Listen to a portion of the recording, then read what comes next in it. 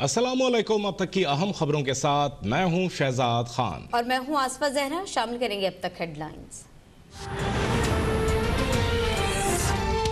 कौमी असम्बली में 26वीं तरमीम के मामले पर शदीद हंगामा आराई।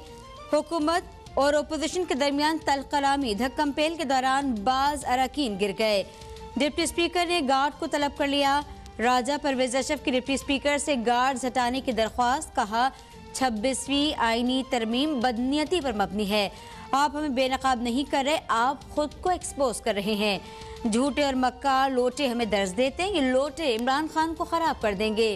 पीडीएम इंशाल्लाह अब गली गली तुम्हारा इस्तकबाल करेगी। जब हम इस्लामाबाद आएंगे तो आपको पनाह नहीं मिलेगी।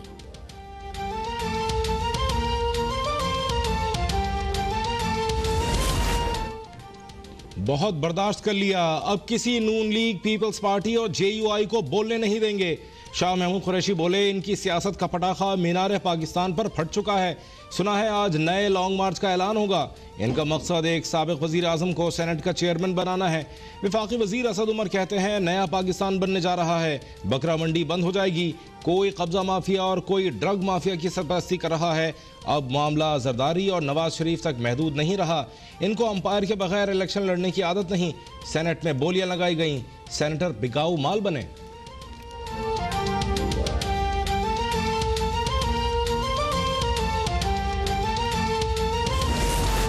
ओपोजिशन ने एहतजाज करे, नारे लगाए, लेकिन नए नारों नहीं मिलेगा। वजीर मवासलात मुराद सईद कहते हैं ओपोजिशन ने इस्तीफे देने का कहा। इसके बाद तारीख पे तारीख देते रहे। इन्हें सिर्फ अपनी फिक्र है। नवाज शरीफ कहते हैं मेरी करप्शन बचाओ। फवाद चौधरी ने कहा ओपोजिशन एनआरओ लेने के लिए हरबे इस्तेमाल कर रही है। चोरों का सरगना लंदन में और 40 चोर यहाँ बैठे हैं। उमर अयूब ने कहा सिंध में बिजली चोरी करने वालों के खिलाफ कार्रवाई रुकवाई गई। आई सिंध को वजीर आला हाउस से कार्रवाई रुकवाने के लिए फोन किया गया। शाजी मरी ने कहा विफाकी वुज़रा भाषण न दें, इनकी नाअहली से गर्दिशी कर्जा 3 खरब हो गया।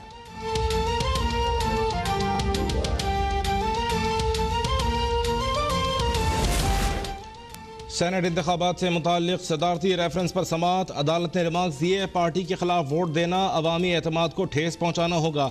जिसकी असम्बली में अक्सरियत हो उसे सेनेट में अक्सरियत से रोकना तबाहकुन होगा। सियासी जमातों में भी डिक्टेटर बैठे हुए हैं। सियासी जमात के अंदर भी जमहूरियत होनी चाहिए। पाकिस्तान में भी तकरीबन सारी जमातें वन मैन पार्टी हैं। आईनी तौर पर सियासी जमातों में चेक एंड बैलेंस होना चाहिए।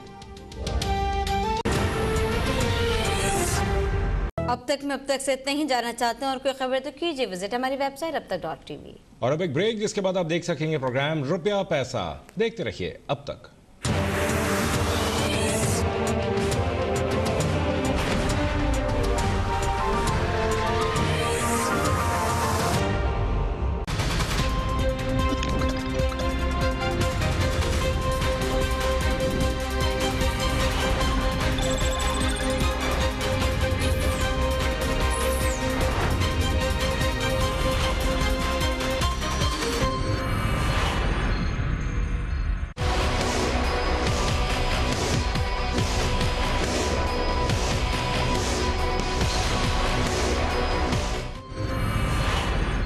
मौजू बयान करने का तरीका मुझे समझ में नहीं आ रहा।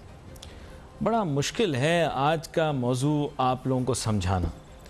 बात कुछ ऐसी है कि अशारिये देखे जाएं, शुमारियात को देखा जाए तो ऐसा महसूस होता है कि इकोनॉमिक रिकवरी हो रही है। सनतकारों से पूछा जाए, बड़ा क्रॉस सेक्शन ये कहता है कि तिजारती और सनती सरगर्मियाँ दोबारा से वापस ट्रैक पर आ रही हैं। आगे जाके कारोबार बढ़ने के मौके बहुत ज़्यादा हो जाएंगे। बैनुल-अक़वामी सतह के ऊपर जो सर्वेज हो रहे हैं वो मिक्स्ड हैं।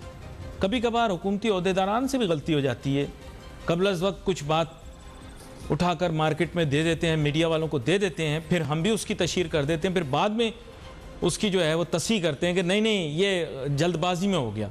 हुआ है, ये हुआ है, अभी हुआ है कि जहाँ कुछ शुमारियात दे दिए गए, कुछ अशारियों के बारे में बताया गया बैनुल-अक़वामी सर्वेस के मुतालिक, और मीडिया से फिर तकाजा तो नहीं कहूँगा लफ्ज़ इस्तेमाल, लेकिन मीडिया से एक्सपेक्टेशन की गई कि मीडिया उसकी बड़ी पम्प एंड शो के साथ पेश करेगा। फिर बाद में उसकी तस्हीह करनी पड़ी कि ये फिगर्स नंबर्स जो हमने दिए थे शायद उजलत में दे दिए।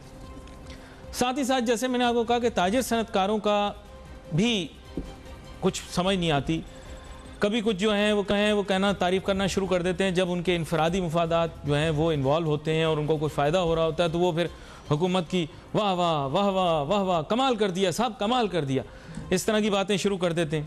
और ज़रा सा मुफादात को ठेस पहुँची तो इसके माने ये हैं कि जी मौजूदा हुकूमत ने कारोबार तबाह करके रख दिया। तो हकीकी तस्वीर हमारे सामने नहीं है। हाँ, गरीब आदमी से और आम आदमी से पूछता हूँ तो वो कहता है कि मेरे हालात बेहतर नहीं हुए, और उसकी आवाज़ भी वहाँ तक नहीं पहुँच पाती जहाँ पहुँचनी चाहिए। इलेक्शन से पहले वो लोग, नाम नहीं लूँगा, वो लोग खुद ही सर्वे करा लेते हैं, देख लेते हैं कि किसके तिलों में कितना तेल है, फिर उसके बाद इलेक्शन के नताइज आ जाते हैं आपके सामने। नहीं बता, मैंने इशारा किया है, वो लोग खुद ही सर्वे कर लेते हैं, इलेक्शन बाद में होता है, वो लोग खुद ही सर्वे करके फिर बता देते हैं कि साहब अभी कैफियत और हालात ऐसे हैं, अगर फ़लाँ सियासी जमात हुकूमत में ना भी रहे तो भी मामला चल जाएगा। बड़ी गहरी बात की है मैंने। वो लोग बग़ैर सर्वे के काम नहीं करते। जो भी लोग हमारे मुल्क के अंदर काम करते हैं, आवाम की नब्ज़ पे वो हाथ रखते हैं, चेक करते हैं, हाँ भाई इस हुकूमत की कारकर्दगी कैसी रही, पता करते हैं, हसास होते हैं ना वो लोग। बस अब इससे ज़्यादा नहीं बोलूँगा, वरना फिर सब पता लग जाएगा। पता लेकिन वो रखते हैं, हर चीज़ पे नज़र रखे हुए हैं। भाई ज़ाहिरी बात है, पाकिस्तान इतने संगीन दौर से गुज़र रहा है, मुश्किल दौर से गुज़र रहा है, ऐसे ही तो पाकिस्तान का सिस्टम नहीं चल रहा। बेशक ये दुनियावी तौर पर मैं बात कर रहा हूँ, वैसे तो अल्लाह का करम है, अल्लाह की वजह से ही ये चल रहा है सिस्टम। बड़े लोग मुसलमान हो जाएंगे जब उनको हमारे मुल्क का निज़ाम समझ में आएगा, वो कहेंगे वाकई में ये सिर्फ मेरे रब के करम से ही चल रहा है।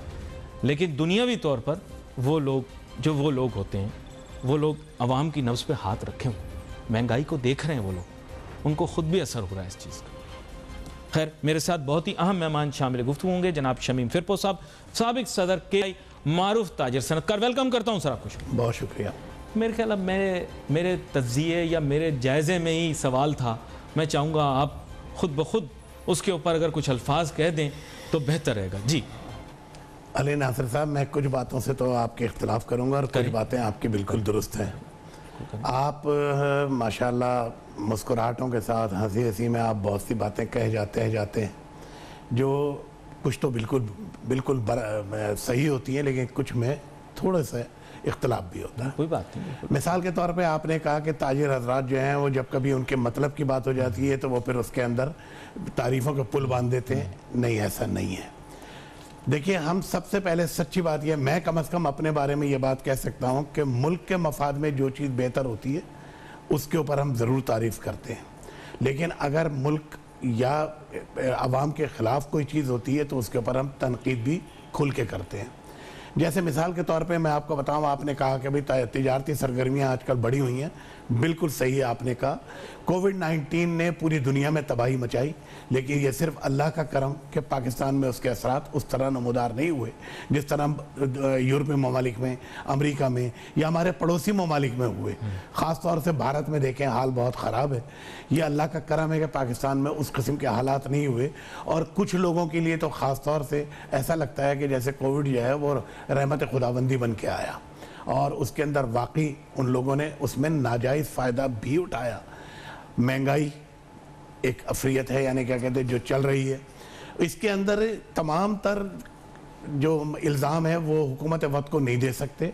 इसके अंदर ताजिर बरादरी भी, यानी क्या कहते हैं, इसका मुलविस है कि जब एक चीज़ की डिमांड बढ़ती है तो वो बजाय इसके कि अपने ज़ख़ीरों को उसी अंदाज में यानी ख़र्च करें जिस तरह से पहले के उसमें चल रहा था, लेकिन वो उसके अंदर इजाफे करते हैं। ये बिल्कुल गलत है कि आर्टिफिशियल उसकी यानी शॉर्टेज कर दें, या जनाब वाली क्या कहते हैं, ये देखते हुए कि डिमांड बढ़ रही है तो इसको रोक लें, वो गलत है। और गलत बहरहाल गलत है, इसमें कोई दो राय नहीं है।